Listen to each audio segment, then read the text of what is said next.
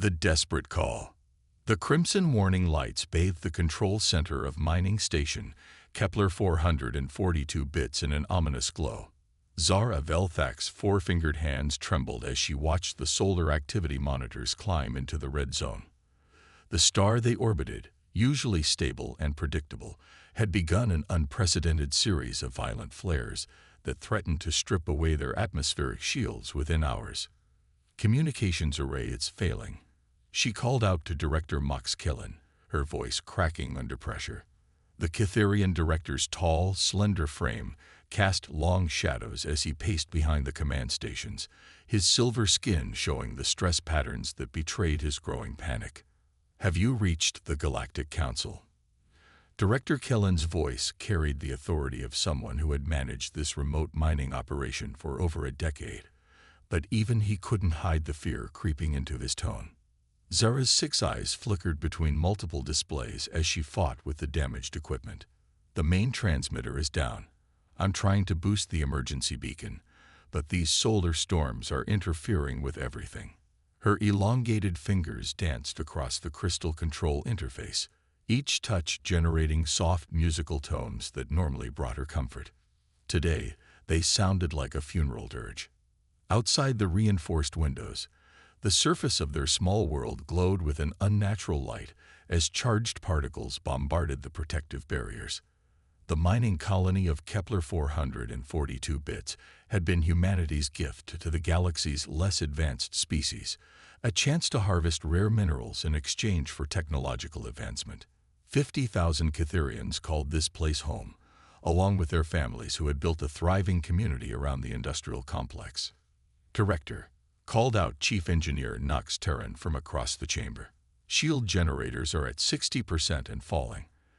At this rate, we have maybe 8 hours before total failure." The stocky Cytherian's words fell like stones into still water, sending ripples of fear throughout the control room. Director Killen closed his eyes and made a decision that would change everything. "Zara, use any frequency you can find. Send out a general distress call on all bands. Someone has to hear us." Zara nodded grimly and began working with renewed desperation. Her training had taught her the proper protocols, the specific frequencies reserved for different galactic organizations. The Galactic Council used channel 7.834, the Trade Federation monitored 12.556, and the Peacekeeping Alliance stayed tuned to 15.223. But as she tried to lock on to the Council's frequency, another series of solar flares sent electromagnetic chaos through their systems. The frequency modulator flickered and jumped. Instead of 7.834, it locked onto 7.841, a channel she'd never seen used before. In her panic, Zara didn't notice the difference. She opened the emergency transmission and began speaking in standard galactic, her words carrying across the void. "This is mining station Kepler 442 bits requesting immediate assistance. We have 50,000 civilians in immediate danger from solar activity. Our shields are failing, and we need emergency evacuation. Please respond." "This is mining station Kepler 442 bits requesting immediate assistance." She repeated the message 3 times before their improvised transmitter finally gave out completely. The control room fell silent except for the hum of failing systems and the occasional crack of energy discharges outside. "Did anyone respond?" Director Killen asked, hope and desperation warning in his voice. "Nothing yet," Zara replied, though she continued monitoring the few receivers still functioning. "But the signal got out. Someone will hear us." What Zara didn't know was that her desperate call had reached Earth's deep space monitoring station in the Tau-CD system. The human operators, trained to respond to any distress signal regardless of origin, had immediately forwarded the message to Fleet Command. Within minutes, Admiral Sarah Chen was reviewing the transmission in her ready room aboard the UDF Constellation. Admiral Chen was a woman who had seen more than her share of crises. At 52, her black hair showed streaks of premature silver, and her dark eyes held the weight of command decisions that had saved or cost thousands of lives. As she listened to the alien distress call for the third time, she felt the familiar tightening in her chest that came with urgent decision-making. Commander Martinez, she called to her second-in-command through the ship's communication system. How many ships do we have in the Kepler sector? 150 vessels, Admiral, came the immediate reply, including 12 heavy cruisers and the Constellation herself. We can have a full rescue fleet assembled within the hour. Admiral Chen didn't hesitate. Make it so. All available ships, full emergency protocol. Unknown alien civilization in distress. Solar event threatening 50,000 lives. This is not a drill. The response was immediate and overwhelming. Human ships from across 3 star systems began converging on the coordinates Zora had transmitted. The UDF Phoenix, a massive hospital ship designed to treat multiple alien species. The engineering vessel UDF Constructor with its complement of disaster response specialists. Fighter squadrons, transport ships, and support vessels all moving with the coordinated precision that had made humanity's military famous throughout their small corner of the galaxy. Back on Kepler 442 bits, the Cytherians waited in growing despair. Their shields had dropped to 40%, and the surface temperature was rising as deadly radiation penetrated their defenses. Evacuation centers had been established in the deepest parts of the mining complex, but everyone knew they were only buying time. Still nothing. Director Killen asked for the 100th time. Zara shook her head, but then something made her pause. One of the passive sensors was picking up something, gravitational distortions that suggested ships dropping out of hyperspace. Wait, she whispered, afraid to hope. I'm reading multiple contact signatures, large ones. The first ship materialized at the edge of their sensor range, and Zara's blood ran cold. It wasn't the elegant crystalline design of Council vessels or the flowing organic curves of Federation ships. This vessel was angular, aggressive, covered in armor plating and weapon arrays that spoke of constant warfare. It looked like every nightmare description of human warships that filled galactic databases. Oh no, she breathed. Oh no, no. What is it? Director Killen demanded, moving to her station. The frequency, Zara said, her voice barely above a whisper. I broadcast on the wrong frequency. I didn't call the Council. I called the humans. The control room fell silent as the implications sank in. Everyone in the galaxy knew about humans, the violent, unpredictable species from the third planet of Sol. They had emerged from their home system only 50 years ago, but already their reputation for warfare and aggression had spread throughout civilized space. They were the barbarians who solved every problem with overwhelming force, who had somehow managed to become a galactic power through sheer, terrifying determination. More ships began appearing. Dozens, then over 100, each one looking more threatening than the last. The humans had arrived, and 50,000 Cytherian civilians were completely at their mercy. Incoming transmission, Zara announced, her voice shaking. Director Killen straightened his shoulders, preparing to face whatever fate awaited them. Put it through. The voice that filled their control room was human, deeper than Cytherian voices, with strange inflections that spoke of a species evolved from predators. But the words, translated by their systems, were not what anyone expected. Mining Station Kepler 442 bits. This is Admiral Sarah Chen of the United Defense Fleet. We received your distress call and have arrived to provide assistance. What is the nature of your emergency, and how many souls need evacuation? Souls. The human had said souls, not beings or entities or units. It was such a small thing, but it spoke of a perspective the Cytherians hadn't expected from the galaxy's most feared warriors. Director Killen found his voice. Admiral Chen, this is Director Max Killen. We have 50,000 civilians threatened by solar activity. Our shields are failing, and we cannot evacuate our people with our current resources. Understood, Director. We're deploying emergency aid immediately. Our hospital ship is preparing for multi-species trauma care, and our engineering teams are analyzing your shield configuration now. How long do you estimate before complete system failure? The matter-of-fact competence in the human admiral's voice was strangely reassuring. 6 hours, perhaps 7 if we're fortunate. That's more than enough time. We're launching rescue operations now. Admiral Chen out. As promised, the human fleet immediately began deployment. Hundreds of small craft launched from the larger vessels, not attack fighters as the Cytherians feared, but rescue shuttles, engineering pods, and medical transports. They moved with military precision, but carried the tools of salvation rather than destruction. The first humans to board their station wore powered armor that made them look like mechanical titans, but their actions spoke louder than their appearance. They immediately began emergency repairs to the shield generators, while medical teams set up triage stations. Human engineers worked alongside Cytherian technicians, their advanced tools and desperate determination, combining to squeeze precious extra time from failing systems. Captain James Torres, the human engineering specialist leading the repair efforts, found Director Killen in the primary control center. The human removed his helmet, revealing a face marked by experience, but lit with determination. "Director, we're installing emergency shield boosters to buy you more time," Captain Torres explained. "But we need to start evacuating your people now. My admiral doesn't leave anyone behind." "But why?" Director Killen asked, voicing the question that had been tormenting him since the fleet arrived. "Why would humans risk so much for strangers? We're not allies. We've never even met before today."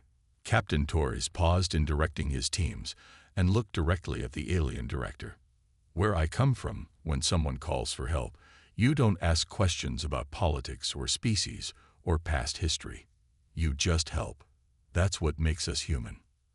As if to prove his point, human medics were already carrying injured Cytherians who had been hurt in the initial system failures, treating them with the same care they would show their own kind. Human pilots were ferrying alien families to safety with gentle efficiency. Human engineers were literally holding failing systems together with their bare hands to buy a few more precious minutes. For the first time since the crisis began, Director Killen felt hope stirring in his chest.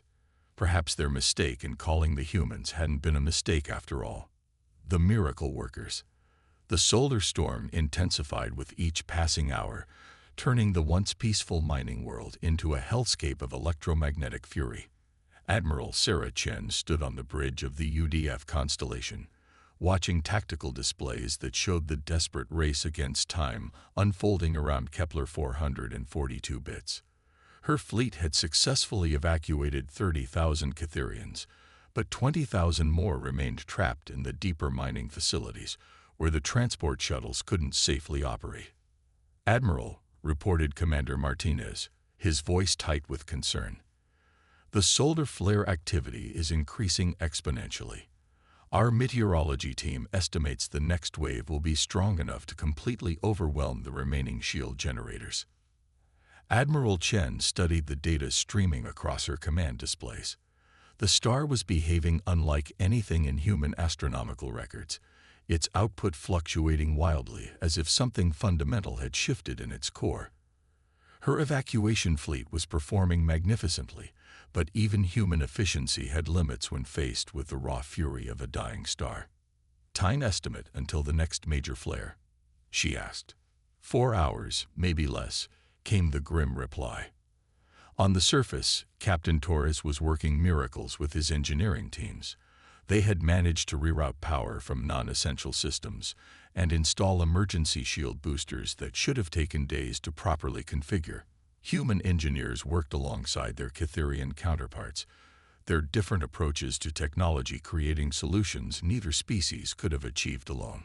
"The emergency shields are holding," Torres reported over the comm system, his voice strained from hours of non-stop work. "But Admiral, we've got a problem. The deeper mining shafts are beyond our shuttle range. The electromagnetic interference is too strong for our smaller craft to penetrate safely." Elder Vosh, the senior Cytherian council member who had been coordinating with the human rescue efforts, approached Admiral Chen's command station. The elderly alien's usually composed demeanor showed cracks of desperation that spoke to the gravity of their situation. "Admiral Chen," Elder Vosh said, his translator converting his musical language into human speech, "perhaps it would be better to save those you can. We understand that some sacrifices must be made." Admiral Chen turned to face the alien elder, her expression hardening with determination. "Elder Vosh, I appreciate your pragmatism, but that's not how we operate. We don't leave people behind. Not ever." The Admiral moved to her tactical station and began reviewing ship configurations. Her mind raced through possibilities, calculating risks and resources with the speed that had made her one of Earth's most successful fleet commanders. Then something clicked, a solution so audacious it might actually work. "Commander Martinez, recall all shuttles and prepare the fleet for synchronized hyperspace entry," she ordered. Her second-in-command stared at her in shock. "Ma'am, hyperspace entry this close to a star experiencing solar flares is incredibly dangerous. The gravitational distortions alone could scatter the fleet across light years." "I'm not talking about jumping away," Admiral Chen replied with a slight smile. "I'm talking about jumping the entire mining facility." The bridge fell silent as the implications of her plan became clear. She was proposing to use their entire fleet to create a massive hyperspace field around the mining station itself, essentially teleporting the entire facility and everyone in it to safety. It was theoretically possible with enough ships generating coordinated hyperspace fields, but it had never been attempted on such a scale. "Admiral," Elder Vosh whispered, "such a procedure, is it even possible?" "We're about to find out," Admiral Chen replied. "Commander, get me our best hyperspace engineers. We have less than 4 hours to pull off the biggest rescue operation in human history." The next 3 hours transformed the space around Kepler 442 bits into a precisely choreographed dance of human ingenuity. Every ship in the fleet took up specific positions around the mining station, their hyperspace generators synchronized to create a field large enough to encompass the entire facility. Human computer systems worked at their limits, calculating the exact power outputs needed from each vessel to maintain field coherence. Captain Torres and his team worked frantically to stabilize the mining station's structure for hyperspace travel. Buildings not designed for such stresses had to be reinforced, power systems were routed, and emergency life support systems installed throughout the facility. It was engineering on a scale that pushed both human and Cytherian technology to their absolute limits. "Field generators at 90% synchronization," reported the chief hyperspace engineer. "We're getting some harmonic interference from the solar radiation, but it's within acceptable parameters." Admiral Chen watched the countdown timer as the next solar flare built toward its crescendo. The star's surface was a roiling mass of energy that would soon unleash destruction beyond anything the shields could withstand. In the mining facility below, 20,000 Cytherian families waited in their emergency shelters, trusting their lives to the humans who had appeared from nowhere to save them. "All ships report ready," Commander Martinez announced. "Field synchronization at 95% and climbing." "Director Killen," Admiral Chen called down to the surface, "are your people secured for hyperspace transit?" The Cytherian director's voice came through clearly despite the electromagnetic interference. "All civilians are in reinforced shelters. Admiral, I want you to know that regardless of what happens, the Cytherian people will remember this day forever." "We're not done yet, Director," Admiral Chen replied. "Stand by for hyperspace initiation." The solar flare erupted with unprecedented fury, sending waves of deadly radiation racing toward the mining station. But at that same moment, 150 human ships activated their hyperspace generators in perfect synchronization. The space around Kepler 442 bits twisted and folded as reality itself bent to human will. For a terrifying moment, it seemed like the plan might fail. The hyperspace field flickered as competing gravitational forces from the star and the fleet created dangerous instabilities. Several ships reported generator overloads, and the field coherence dropped to dangerous levels. "Hold formation," Admiral Chen commanded. Boost power to hyperspace generators, all available energy. Throughout the fleet, human crews pushed their ships beyond design limits. Emergency power from life support, artificial gravity, even lighting systems was rerouted to the hyperspace generators. The field stabilized and began to encompass the entire mining facility. Then, in a moment that defied every law of physics the Catherians thought they understood, their entire world simply vanished. When reality reasserted itself, the mining station materialized in the safe zone near the outer planets of the system, far from the deadly solar radiation. The hyperspace field had worked perfectly, transporting not just the facility, but enough of the surrounding rock and atmosphere to maintain structural integrity. The cheer that went up from 50,000 Catherian voices was unlike anything the human fleet had ever heard.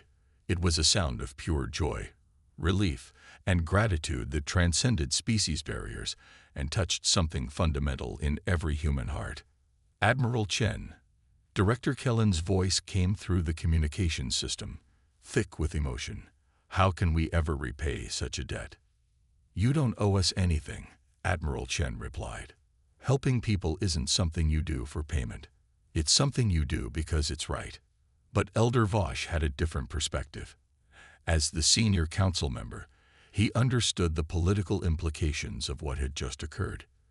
The humans had not only saved 50,000 Catherian lives, but had demonstrated technology and compassion beyond anything the galaxy had seen before. Admiral Chen. Elder Vosh said formally, I am authorized to speak for the Catherian Confederation. We would be honored to establish formal diplomatic relations with humanity. Perhaps it is time the galaxy learned what we discovered today, that the humans are not the barbarians we believe them to be. Admiral Chen smiled as she looked out at the rescued mining station, now safely orbiting a peaceful world. Elder Vosh, I think that would be the beginning of a beautiful friendship. As news of the rescue spread throughout galactic civilization, it marked a turning point in how humanity was perceived. The species that had been feared as warmongering barbarians were revealed to be capable of the greatest acts of compassion and heroism. The Kepler 442 bits rescue became legend, and the savage humans found themselves with friends and allies throughout the galaxy. All because a young Catherian communications officer had dialed the wrong frequency in a moment of desperate need. Sometimes the best mistakes are the ones that change everything for the better. Zara Velthak kept that wrong frequency programmed into her communications array, just in case the galaxy ever needed heroes again. Because she had learned that when humanity answers a call for help, miracles become possible.